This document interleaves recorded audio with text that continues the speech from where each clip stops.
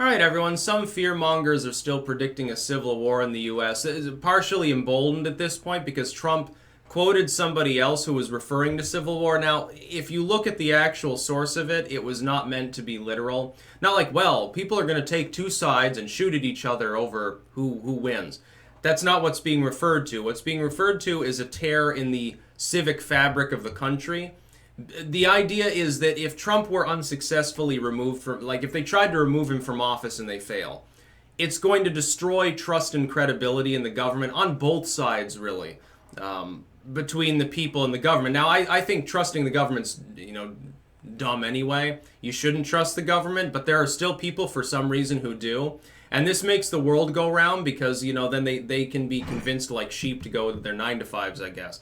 I'm not trying to insult anyone. I'm just saying, if you trust the government, if you have hope and faith in Congress especially, I don't know what kind of drugs they've got you on, but I suggest you wean yourself off of them. Meth is a hell of a drug. You've got to be on something strong at that point. Trump has done nothing impeachable. Nothing that Trump has done at this time that we know of is legitimately impeachable. If they try to impeach him in any way and fail to remove him from office, what's going to happen is a political firestorm. It will not be a civil war in the physical sense, it'll be a civil war in the ideological sense, because half the population, or at least a significant proportion of the politically aware population, not necessarily correct, but aware of politics and civics to some degree, think that Trump is a dictator. They honestly believe he is a fascist. They believe he's racist, sexist, and attempting to usurp Western democracy. If you believe that, you are more likely to be violent than somebody who doesn't give a shit over that issue, if a political firestorm breaks out. There are also, likewise, people in the population who think that Trump is a savior. They think of him as God Emperor. They think that he's literally draining the swamp and that amounts to a worldwide scandal, a worldwide conspiracy to enslave us all, that Trump's the only one trying to stop them from within. And so naturally, yes, they're going to feel a little bit either frightened or angry if Trump is removed from office, or if it looks like the deep state, whatever that is trying to do so. You've got a potential powder keg situation. My question is, though, who's going to fight an actual physical civil war? Who has the time, number one? Not many people. Why do you think protests usually are a bunch of college kids and younger people and people from the lowest echelon of society? It's because they're the ones that are jobless or part-time employed, in some cases self-employed. They have the leisure time in some case.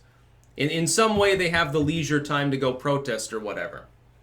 You don't often see groups of dudes in suits who have to work 7 days a week going out to protest, unless things get really dicey, like in the wake of like the invasion of Iraq sort of thing, something like that. We're not even close to the levels that we saw in the 60s with the Democratic convention back then when, 50, 100,000 hippies showed up, and the second day, by the way, they showed up with shields and bats and helmets and shit and faced off against and in some cases backed down the police at the time. We're not even at that level. We survived the 60s.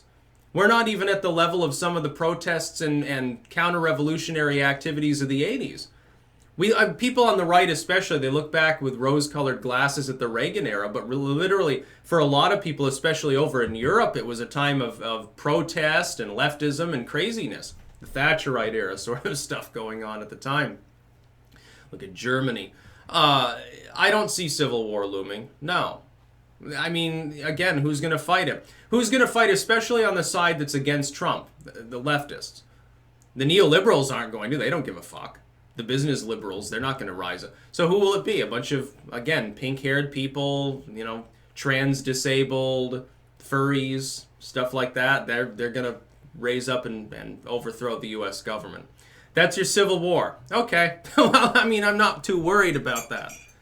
Fuck it. Who gives a shit? And the legacy media loves it. By the way, they stoke the flames mostly. They don't expect a civil war either, but they'll keep you titillated with tales of it. 3 reasons there might be a civil war. Here's the worst case scenario of what might happen with Trump. Why do you think they're feeding you fear, dude?